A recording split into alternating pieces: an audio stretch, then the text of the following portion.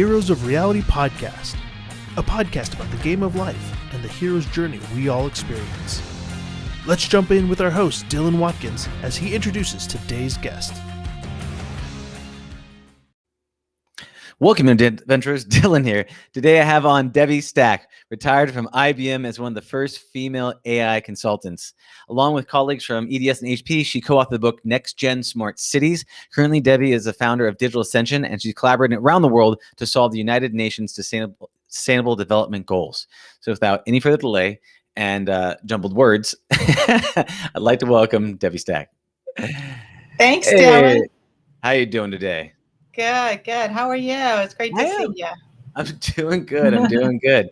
I'm excited to chat with you a lot about this. All this stuff is super fascinating. I know that like a lot of collaborating with people to do sustainable worlds is actually really awesome stuff. And so I'm really excited to get in with you. First, I'd love to learn a little bit about how did you get involved in IBM? What was your journey to first get into IBM? To get started as one of the first female AI consultants? Oh, sure. Well, it was a long and circuitous journey, I'll tell you. I started my career out of college at AT&T. So I went delved deep into network architecture and had clients like HP and Cisco. So in those days, like leading up to Y2K and 2008, we were building a network for the iPhone, right? So from there, I went on to get an MBA and became a consultant, and some of my former clients hired me over at IBM to represent Watson for AI. Cool. Yeah, the whole Watson industry, like when IBM and Watson kind of came together, so like the birthing of like the AI is real, Skynet, all that fun stuff. That's what I used to get in my keynotes all the time. Skynet, and I'm like, no, AI's for good. It's for good. It's pointing it in the right direction. So then lately you've been doing a lot of things in the areas for sustainable good, and collaborating with people with that. Could you talk to me just a little bit about that as well?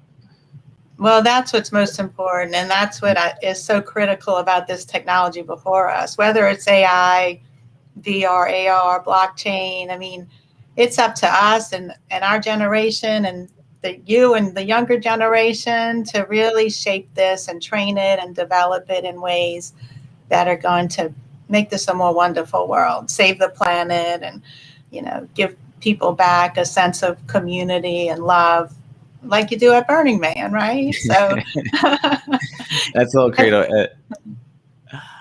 Absolutely. Yeah, there was a party this week called Burning Man Goes Rogue. So that was some of our friends that are also working on technology for good in Miami. Oh, that's awesome. Is that where you're stationed in, Miami? No, I'm in New Orleans, but I just came back from the Bitcoin conference in Miami. Super cool. And that was I was stoked to be there. It was just an incredible experience. So many announcements were made that, it's like we set out to change the world, and it's happening, right? It is happening. Like El Salvador has announced that Bitcoin's going to be legal tender. I mean, just imagine the ramifications of that. That was a shot heard around the world. They got on stage and said, this is one small step for Bitcoin, one giant leap for humanity. So yeah, we are slowly taking back there's all these different frameworks that we needed to set up to create a community, to create a civilization. And one is legal tender. And being able to do that, put that back into our own hands by having distributed networks of people, being able to actually spread economy around based on true value is really cool stuff. It's one of those problems that seems so big that it's hard to wrap your head, like, how would you do that until some possible brilliant scientist finds a way to actually make it happen, like through the blockchain network. It's pretty awesome stuff. So with that note, what about all of this excites you most? What are the areas that you get most excited about? Well, for me, I love the UN SDGs as a blueprint, right? We can go to any community, any city, any country, and you really change the world if we use the SDGs as a blueprint, with SDG 17 as the platform of partnerships to solve all of our human needs in a common community. And then for me, my noble purpose in life is to help with mental wellness in particular. But when you build a platform, as you know, and I have a lot of history on this, and we started building a blockchain-based platform for U.S. veterans while I was at IBM. But as I say, you know, if you want to solve PTSD with veterans, you can't just give them pills for 30 years and a talk therapist. First of all, they don't even want to do it. And, you know, the guy he doesn't have a house. That guy on the corner doesn't have a house to live in. He can't send his kids to school. He doesn't know what's for dinner tonight, you know, and you want to know how to treat his PTSD, help him live quality life, you know, he served our country, and help us all live a quality life. We've all been through trauma with COVID. I just heard a statistic that 20% of our children, have been diagnosed with anxiety. And that's just the ones that seek treatment. So we have an epidemic of distress and anxiety. And when we come together to provide like a community platform, and now, you know, we can fund it, we can be a community bank, we can provide healthcare and wellness. And so what I really love is let's provide some modalities that maybe only get in the Bay Area. You know, so where I discovered meditation, somatic exercises, and what's it called? Flow state, right? Yeah. Let's provide those. Let's make life a festival. which is a beautiful vision, and that's what technology is supposed to do. I always feel it's a lot of it's like a race between utopia and disaster. You're always trying to like veer towards the good, and if we can inspire people along that path, then all the better. And sustainable goals is a good framework, because when you're talking about these SDGs, with Sustainable Development Goals, 17 goals by the United Nations, talks about like, hey, we're in trouble in these major areas. Let's all look at these things, and if we can fix these things, and all of humanity together can give like a big kind of collaborative, like, we made it. Let's keep going. Yes. Right. So it's a great framework, and you're right. Burning Man as a culture is someone that they've been able to actually make it work at somewhat of a scale, not for a long period of time. Like, we're really solid for about a week or two.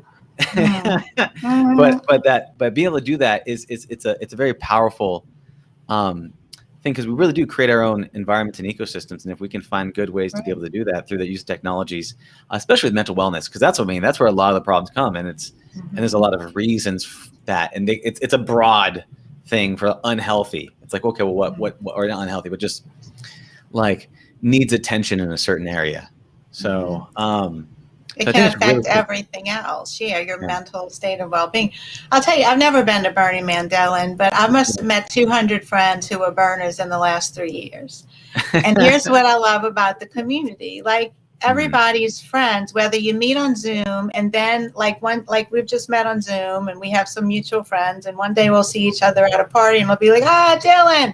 Like, that's what just happened at the Bitcoin conference, right? I saw people who I've known for 2 years on Zoom calls and in technology together. I saw some that I'd seen a few years ago at Art Basel, others that I'd met at the Esalen Institute. So I think the burning community has gone rogue, honestly. There's a lot of brilliant minds working on this that like have, you know, Burning Man as their lifestyle, but they are doing great things in the world, and we're like a family together.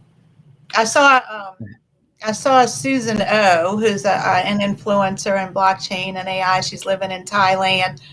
I had met her at Esalen a few years ago. I saw her at a party. I gave her a big hug. And, you know, like, where else does that happen? Where else do you have so much in common with people in both your values and what you know about technology? Because people are talking like this, right? You know what's funny about a party in technology?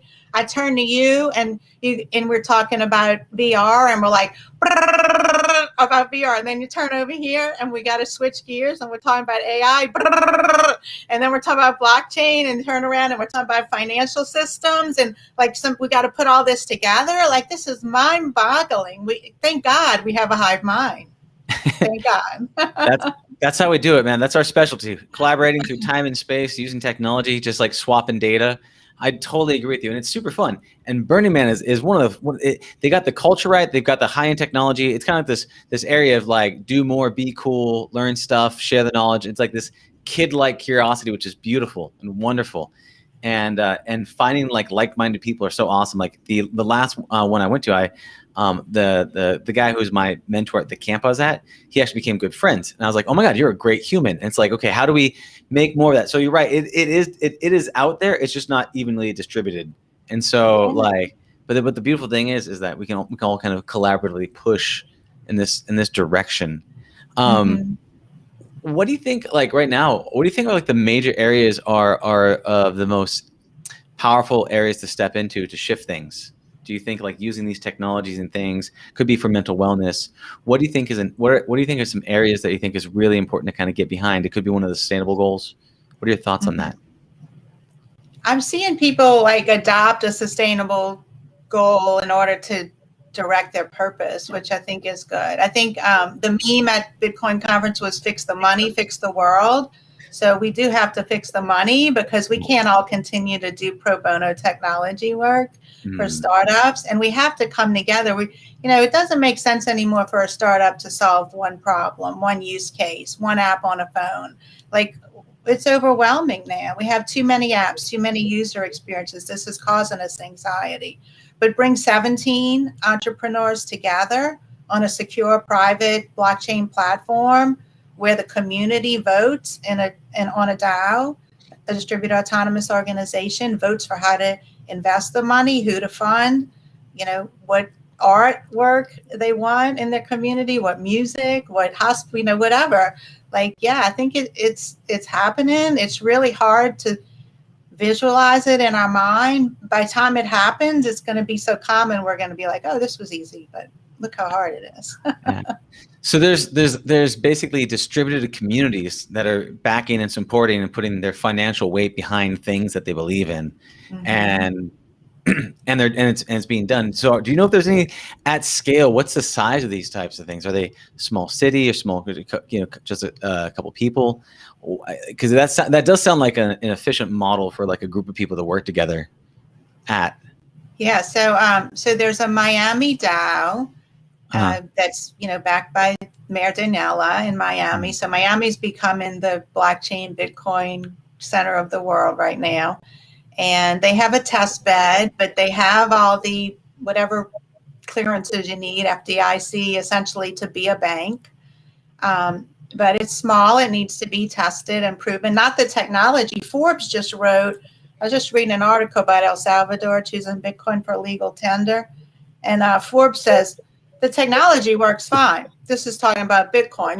It's like the people and the process we got to figure out now. Well, that's a change in 3 to 5 years, right? Because literally that's funny a story. I don't want to tell it right now, but I was fired from a consulting job because I said blockchain would scale and they wanted me to tell an enterprise client it would not.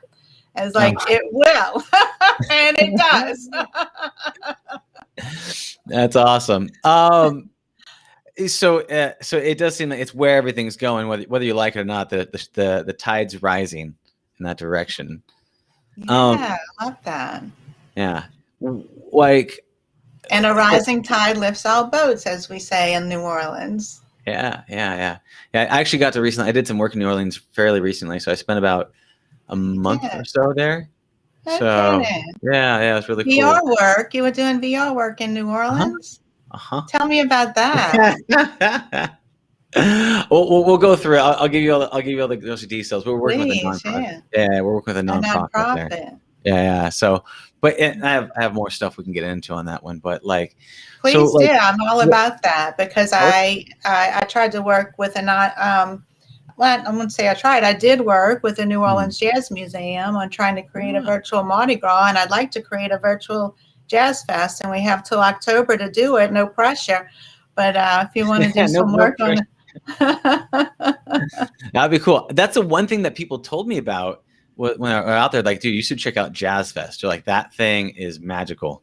And in terms of they're like, don't worry about Mardi Gras. They're worried about the Jazz Fest. That's our Burning Man. We go out onto the the fairgrounds, which kind of looks like playa, maybe a little more grass. And we have 8 stages and a blues tent, a jazz tent, and, music all around and food booths all around. So you can try all the New Orleans food, all the music. We have top name entertainment from Dave Matthews and Santana and the like. And when they close out the days, they usually get our local Grammy Award winning like brass bands up there, like Trombone Shorty or the Nevilles. And it is quite an experience. I've been going since I was 13 years old. So if you want to come down, I'll take you. I'll show you. Yeah, go around the street. Yeah, it's a very free place and super connected. When I was there, I noticed that like everyone was like in it together, and that's one thing they're talking about. Like if you survived Katrina, then like we're all family. That was what someone said once. I was like, that's really cool. It's crazy how the events of a city can affect the way the culture all act with each other. Stuff like that, like that we don't really get over here. We haven't had that intensity. So it was a beautiful like culture and people and. I don't know. It was great. You could feel the soul in the place, which was awesome. Yeah, I mean, jazz was born here. That blues, rock and roll, you name it. And we're a city of festivals. We go from April to October. We're every weekend. There's a festival. So, but COVID shut us down. So we're coming back this year, starting in October. Yeah. Yeah. Well, congratulations. Finger crops on that thing open up. That place is a wonderful. The food and all that stuff it's great. It's incredible. So, so shifting here, I just want to talk a little bit about your book. You said you co-authored a book called NextGen Smart Cities. Oh yeah, I'm editing it now. It's about 5 years old. This is it. And about 5 of us wrote it together. These were guys that I worked with at EDS, Dell, IBM. They were like in product management and the like. So they were really working on smart cities in Europe. But like Dublin and Dubai and all the like. And I mean, there were a lot of challenges with smart cities, political challenges. Cities try to do it in silos, we'll do transportation, we'll do lights. I heard an interesting example at a party. The best conversations happen at parties, right? So I said, I was talking to John, and he works on infrastructure like in Brazil and surveillance infrastructure for the intelligence community. And I said, we need that in New Orleans more than anywhere, but we don't have the capital. And he said, it's not really the capital. He said, if I go into a community, say, let's take safe street lights, He said at first, the business owners and the leaders were like, well, we don't want those new lights because we sell a lot of light bulbs. And he says, well, we're going to put sensors on the lights. We're going to put cameras and microphones and gunshot detectors. And like, you want to sell sensors or you want to sell light bulbs? Like, oh, we want to sell sensors. So sometimes it's the economic justification. But the truth is, I mean, let's get serious. Like school shootings in our country, we need surveillance, and we need to trust who's monitoring the surveillance, and we need to trust who's trained the AI for the surveillance. And my thesis is that the community trains the AI. That's how you get rid of bias. The community, you create jobs, education, and you have a diverse group of people who are affected by it, who know New Orleans has a local dialect. We have a local culture, local beliefs. We're a Christian community. Like there's just certain things that we do very differently here than when when I'm in the Bay Area or when I'm in Miami or anywhere in the world. Every community's unique. Yeah. And that's, I love the idea of the culture, the people of the community training the AI, which will then have the same type of culture upbringings, which would be the same for the area. Because you're right, there's completely different dialects and cross dialects, and there's a lot of stuff going on, a lot of history when it's older than the United States itself. How would you like go about training that? Would they all just be labeling the data as it came in and just do a little bit labeled data? Like, how do you train the community? Do you have a vision of that, or is it just kind of the general principles of that?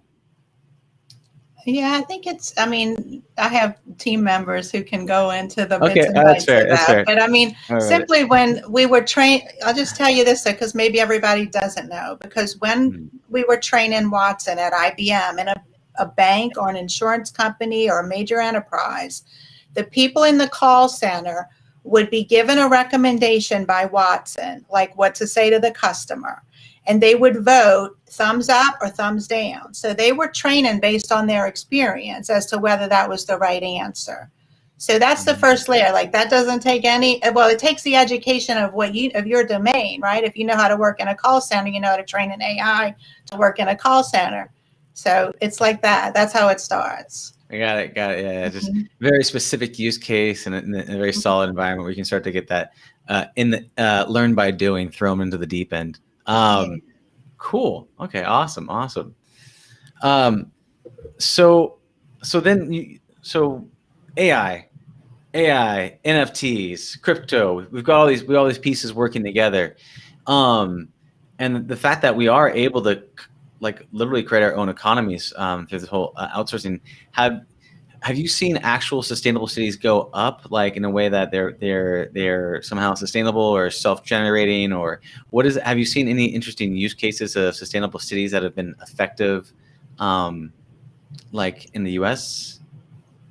I'm not sure. I have a lot of other friends in climate, focus on climate change, and I do have a friend in New Orleans who's founded the Deep Blue Institute to address climate change, and he was part of the Seasteading Institute. So around the city of New Orleans and low-lying areas where we're losing a football field an hour, he wants to build floating cities essentially. So there's a lot happening in that space too. Cool. Just curious. How do you keep up with it all, right? There's too much. Just grab a lane and then we'll just pass notes across, as you figure things out, But with your area, with mental health and looking at that a lot, like what do you envision? Like what with that really excites you that you've seen? Is it the AI therapist? Is there other elements? What stands out to you? It's creating flow state. So I personally experienced this at Esalen. We went into a yurt with about 12 of us. We'd been meditating all weekend. So we meditated. We made eye contact with our neighbors. We each had a pulse oximeter on our finger, and we had a little light in front of us. And as we came into heart coherence, because we were measuring heart rate variability, our heartbeats began to create a bass.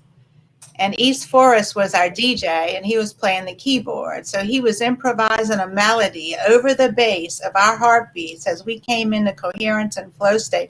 And talk about get 12 people together to go change the world. Like that's how you do it. That's what you do first, right? So you don't have conflict. You see eye to eye. So again, a company that I serve on the board called SensePlay.me just issued an NFT. And they're creating a 3D printed wearable that measures heart rate variability, galvanic skin response, sweats essentially, and a random number generator. So for the NFT, you get 108 of these wearables, and you hold a meditation or a dance party, and get all your friends in heart coherence, and the AI generates a light show. And then I want to put a jazz band in the mix and improvise the music. So that's what I want to see at Burning Man and Jazz Fest. This will be the MVP with 108 people. But by September, for International Peace Day, we hope to have a global meditation with thousands of people wearing these. And we're going to do them DIY at Burning Man. We're gonna give the recipe, I guess, to 3D print your own wearable. Oh, that's cool. That sounds super awesome. I love the collaborative induced flow states, so everyone feels like they're in the same sync and resonance. It sounds incredibly fun. And anytime you can use technology to get into a better sync with people, and like you the conflict, all that stuff drops so much because you're feeling that energy around. I did something like I was at a plant medicine event, and during the back end of it, we all had percussion instruments. You could hit the drums, you could do things, you could go back around and stuff. And then what happened was the woman that was put on, she got up and she did just a primal sound, and then everyone's just keeping beat, and then she sent it to somebody, and then someone else just did a primal sound and then sent it to somebody else, and then we were carrying the whole flow state because you could send the energy back and forth. So when someone felt called, they did something, and the whole group mimicked that, and then they kept rolling. Very fun stuff, flow state. Yes. Moving. But talking about that same type of stuff, and being able to do that, like with VR, with biofeedback devices, or any of those other things, it's a really cool concept. That's beautiful. Well, was the plant medicine? I'm really curious about plant medicine. Was it a healing experience for you? I know so much work is being done with MAPS and. Yeah. Oh. Yeah. MAPS is doing very well. Also, other people that are always at Burning Man, but those things are. I mean, there's a lot of science and evidence and stuff out there. Johns Hopkins work and stuff like that we know. Actually have one of the guys. So I'm putting on an event in the next week or so, teaching a lot of this like transformational VR design stuff. And one of the guys, Skip, a friend of mine, Skip Rizzo. That's your friend, Skip Rizzo? Yeah. Oh, yeah. I want to come to that event. I've been hearing about Skip Rizzo for since we started the project at IBM, but I've never met him. Oh yeah, it's cool. Yeah, so we're putting on an event. It's called Transformational VR. Anybody that wants to see it, can you're the perfect person. How does this work? You're the perfect person I needed to talk to today. So this is what transformationalvr.com, 5-day VR design challenge. Yeah, so I'm putting that together, and basically what we're doing is he's going to be talking about clinical use cases for VR, plus VR psychedelics and integration. And so he's got a bit of that talk. So each day I'm having friends come in, run the whole thing, but should be a pretty fun and interesting event coming up. But psychedelics and VR and mental healthness and therapy should be fun, entertaining as well. So yeah. So it all works together. So again, what interests me, I saw Brett Leonard speak at AI Showbiz, and he has a company with Skip called, what is it? P Psychedelic Virtual Psychedelic Institute or something. I don't know the name. But that's the one talking about. So he's gonna be talking a little bit about some of that work and some of the stuff that they're doing as well. So I got to attend. I've got to be there. Yeah, so I'll send you more of the information, but yeah, so we're putting that together, showing people some stuff and things all around these areas, because it's interesting and it can be helpful. And it's also understanding how do they impact, how they work together, and all that stuff. I definitely say like psychedelics plus VR. I call it reality stacking, because you're like inside one, inside another, like kind of thing. So it can get really intense, and it's something you should be very aware of. It's something that you have to respect the experience of the user. I bet. What they go through. So that's how I felt this weekend, Dylan. I was telling people, I was like, I feel like I'm jumping from world to world. It burned me out after 4 days, because like I was saying, you're talking about these really deep topics, and depending on who you're talking to, you have to adapt the conversation. And, certainly some know far more than I on their topic, or vice versa. And it's just exhausting, and it's just like jumping between metaverses, and so, so glad that you're paying attention to that, because that was always my concern, to look at even trying plant medicine. And I may try it I would be glad to try it in a supervised, experiment like MAPS, but I wouldn't want to depend on it like I depended on antidepressants for 30 years. So I'd like to transition from 1 to 2 or 3 psychedelic experiences into psychedelic VR experiences. And then I love that Brett and Skip are talking about creating narratives within that VR, so that I can retell my story, and get beyond the trauma. And what I say is that I need to rediscover joy, because with trauma, we forget our joy. We can't embody joy anymore, and we freeze. And this is the learning that we want to see, and what I understand psychedelics sort of helps our veterans and others with. But then how do you do that integration? It's like integrating from a plant medicine ceremony or retreat back into your world. And VR may be the bridge to get there. It can be. It's definitely safer for more repeated doses of virtual reality than probably plant medicine. And I think that anytime you're trying to like shift who you are, you have like an identity change, and then and there's a way to deassociate who you are with who you want to be. And whatever you're doing, that integration and keeping that super hard to keep that magic alive and well, whether it's Burning Man or psychedelics or virtual reality, the joy you get from opening a Christmas package. It's about kind of staying in that state and knowing how to keep that place. And that's a really hard thing to do, no matter what can help you get across there. There's a bunch of different ways to do it. There's a bunch of ways across the river, but it's about, how do you stay there? How do you keep that? How do you not just be like, just go there for a weekend and then come back and just with your old stuff? It's tricky. It's a good question to ask, though. So when you're talking about these things, what were some of the biggest lessons that you had coming away from this? Because you went to crypto conference, you learned a whole bunch, you got super excited. What are some things that you think people aren't normally aware of, or what do you think are some things that were some big aha moments for you when you were at the crypto conference? Well, it was brought to tears when Ross Ulbricht spoke to us from federal prison. So Ross created the Silk Road e-commerce site, and he's in jail for life. Oh, he can't be more than 30-something years old now. And so it was very moving to hear him speak. And his lesson, his takeaway was, the road to hell is paved with good intentions.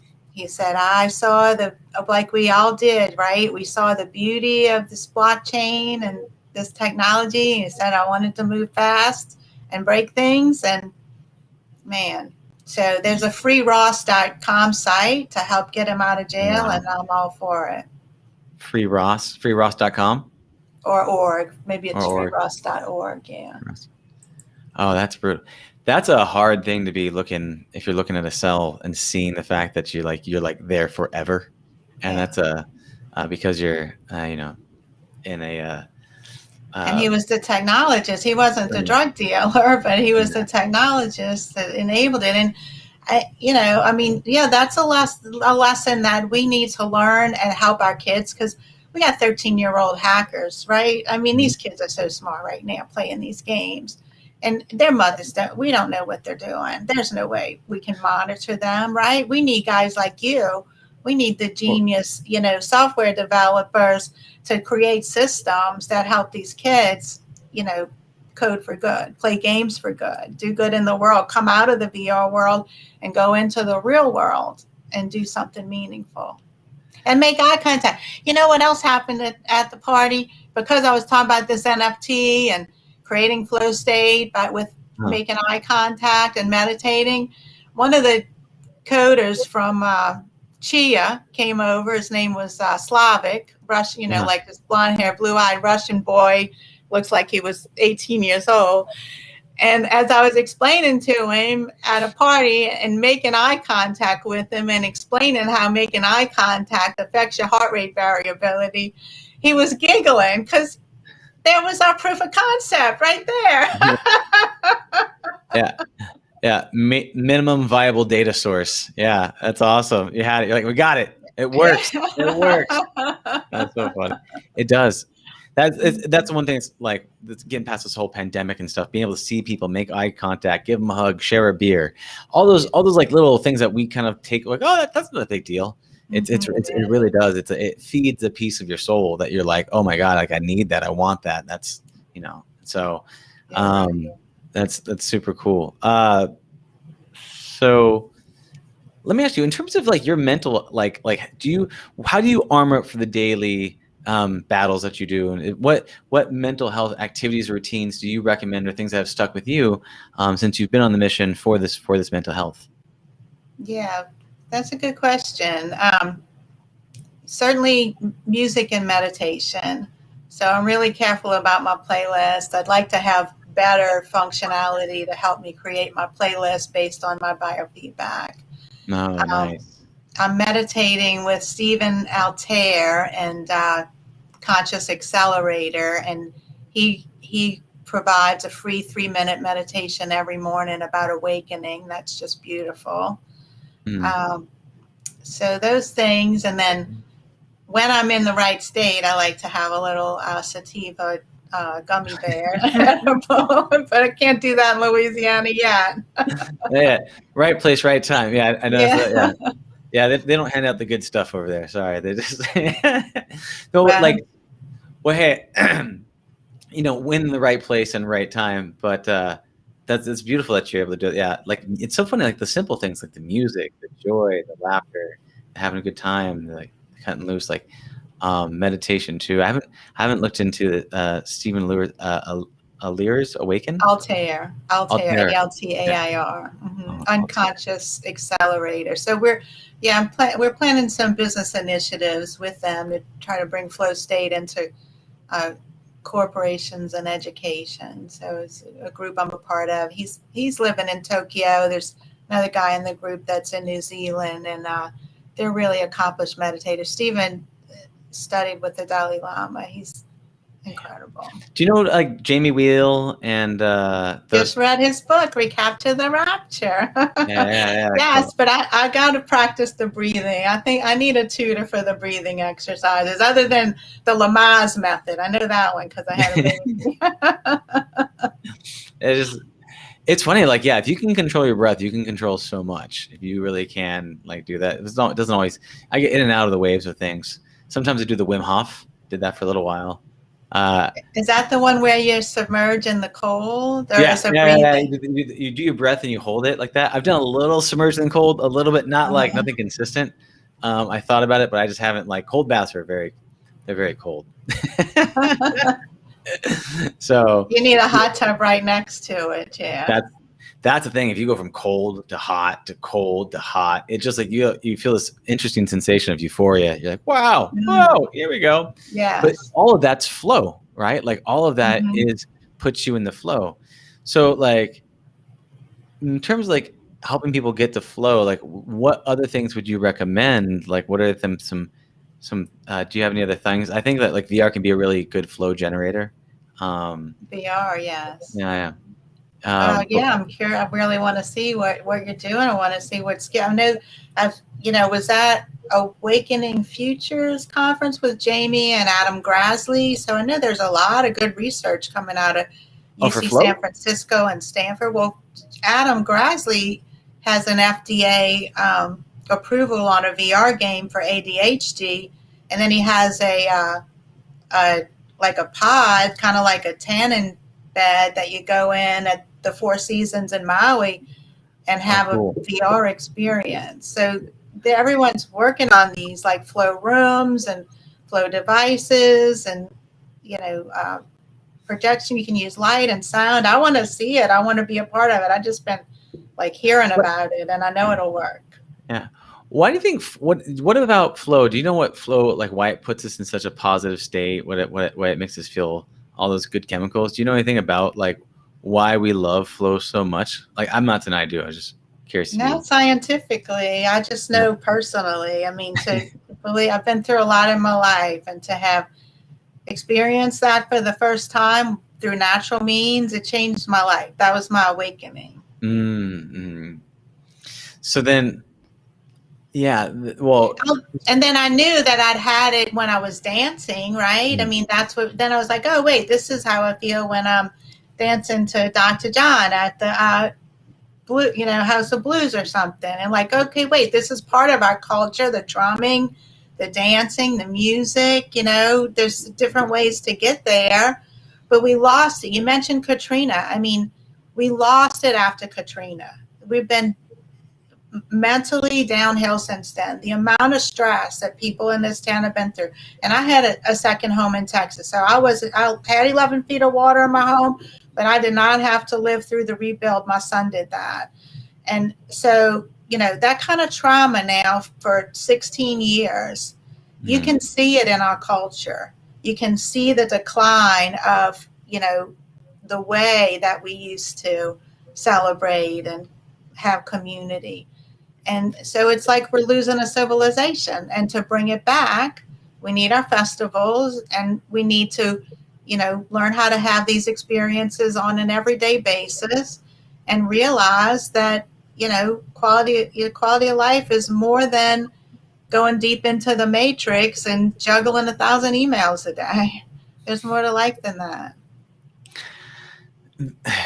That's, and looking at like people connecting and the joy that you get from it. Like if you like, you're talking about like one of the things I did miss about the whole pandemic is like you can't go to conferences as much. I haven't been to one in a long time.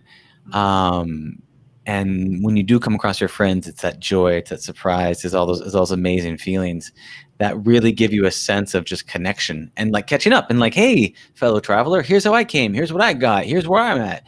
And that right there is super, like there's an excitement with that it's very difficult to replicate inside other mediums like Zoom, like VR, other ones. You can get close and they are getting better. But there's still some pieces that's lacking and missing.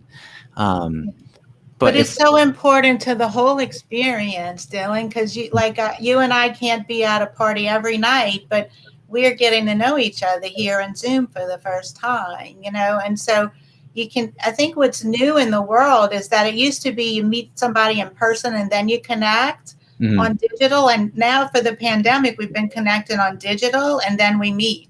And there's no difference. We're just as good of friends, whether we do it forwards or backwards. And so I hope, this continues because this gives us an everyday way to access our friends and exchange knowledge.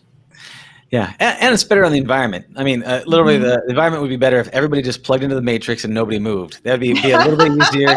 Just to let you know. Fun. You really, we don't want that. No, but really, it's a great way to connect. You're right, because it's like I think saw comment something happened, went back and forth, and then we jumped. But this became the norm because it was there that we had to do it. And now that we're used to it, I think finding this, but then also find a way to connect with people and feel that sense of like connection and collaboration. And there's just being able to feel that whole spectrum of human emotion is super important to have. And I think we're getting better at it being online, but in person's always awesome, which is there's nothing like it. We really don't want to marry robots like they're doing in Japan. I prefer a real boy. There is a VR girlfriend, Japanese girlfriend or something like that's really good. I gotta tell you, I got the feels for her. I was like, oh much, you know what? I think this is very interesting. You had these little micro dates with her. It was a very interesting, weird experience. I was like, you know really what? Did? Yeah, it was very high graphics and what happened was you go on those little micro dates with her. And you go through and like you throw darts with her, or you spoon feed her, you play rock, paper, scissors, you all these like little mini games. And then like she runs and hugs you and says goodbye. And like every time I've seen someone go through it, they put their arms around the person, around the fake AI VR person, and then goes, oh, bye. And then she runs off into the so you really felt it. You could feel like she's like, it was like Sunday. One day was like a Sunday day, but she lost her stuff. You had to help find her hidden item. It's just like, it was cute, but like, I was like, okay, it didn't really get me, but if there was like kind of cute, but kind of creepy. Where was it on the scale of cute to creepy for you? It was pretty cool. It wasn't perfect. There was still a little bit of like, you're trying to trick me, but there was a piece of it that I'm like, I'm gonna let that slide and just go into it. But it was fun. But I was like, "Ooh, this could be an interesting thing if someone's extra lonely and they could just buy more packs of dates." I was like, "Ooh, I don't know about that." I don't know. Yeah, it's interesting, but that's too much. But in all things in moderation, right? And what if it could help our kids learn how to date? Do you use it as a crutch? Do you use it as a cape? How do you use the technology?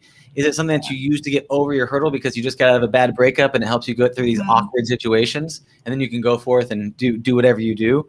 But yeah, it's all about what you do with the tech that really matters. But it's interesting that we're marching into that direction. So it's more on the creepy factor for me, because my biggest fear is that in '98 porn ate the internet, right? Like so much of the money for the internet went to porn. Yeah. And so it went way too far. Porn, I don't want to get into that topic. I'm not the one to talk about it, but it really affects real lives and real relationships, right? So I don't want to see VR, and I know there's plenty out there that I'm not even aware of. But this is like riding the wave and staying in the center, guys. Like, okay, you can have a little fun, but like, please, there's a world to save, people and planet. And don't go, too far into Ready Player One, so to speak. I'm in the middle of Ready Player Two. I'm not sure how it ends. Yeah. Don't go chasing waterfalls. Better. You stick to the rivers and the lakes that you're used to. Yeah, no, it's one of the things that people are going to do it. People are going to do whatever they're going to do. Like I've ran a number of like hackathons and game jams over the years and different areas, and like whatever people can think of, I've seen the most twisted experiences come, but it's people being free to create and explore. And so I don't think it's necessarily a bad thing. It's just, where do you want to put your focus? Where do you want to put your energy? Because everything's a diet. Your VR is a diet. Your health is a diet. Your food's a diet. Your thoughts, everything's a diet. So it's like, what you consume can be destructive to you. So, but people are still going to do it.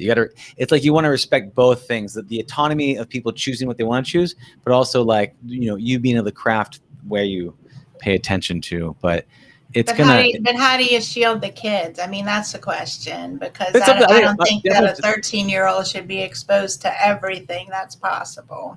100%, and that's what you don't want. I mean, that's one of the reasons why people challenge and struggle with some like the online multiplayer VR experience with young kids. Like, they don't want to come across a creeper doing creepy things, because people can be creepy when you don't know who they are. So, and so part of the way, there's numbers of ways to do it. It's like generally up to the parents. Kids are going to connect with other people online. It's just the way that we connect now. It's just how they do it in a free and safe way on mobile, on PC, and VR. It's just kind of like, it's still that area that it's a terrifying thing, but we're something you're going to have to address, because kids will follow the fun wherever it goes. And even if that fun, it leads them to danger, it's going to bring them there. So it's like, how do we as caretakers create an environment that doesn't allow them to do that? And there's a number of solutions they have for that out there. But it's like, people are going to do people stuff, like creative expression's a funny thing,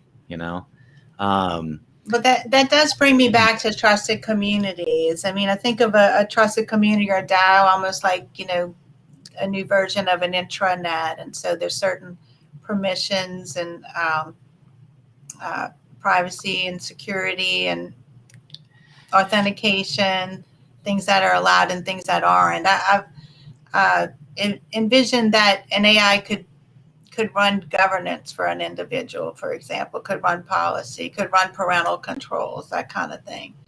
Well, what are your thoughts on China and the whole WeChat type of like things where they have social credits? And did you help that old lady across the street? No, you didn't. So you get jerk points, and then you can't order extra whip on your Frappuccino.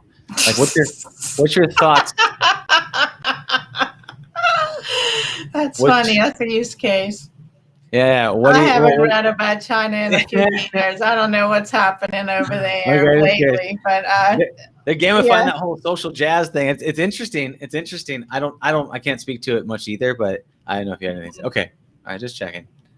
I know we're living on the razor's edge, Dylan. We are, but this is why. Okay, this is all I can come back to. Gotcha. This is why I do business with people who I can look at eye to eye, who have been referred to by trusted friends, and who I believe are on purpose for the good of humanity. Like, that's the only way to filter the hype. There's so much hype. Strict no asshole policy. Yeah. So it's who you trust and what they know, because and so that's why, and I think the burner community's got an edge, because I don't know how many thousands of us now there are, but people really get to know each other, and their reputation follows them, and that can be digitized. I'm sure it is. I'm sure their reputation scores online, but in person, in real life, that's the only way I got left. Really, the technology is it's exploded, and I consider myself a technologist. I keep up as much as I can, but I got 35 years of it in my head. And there's no way I can detect the hype of someone who wants to come at me and bamboozle me. So I need a team around me that I trust.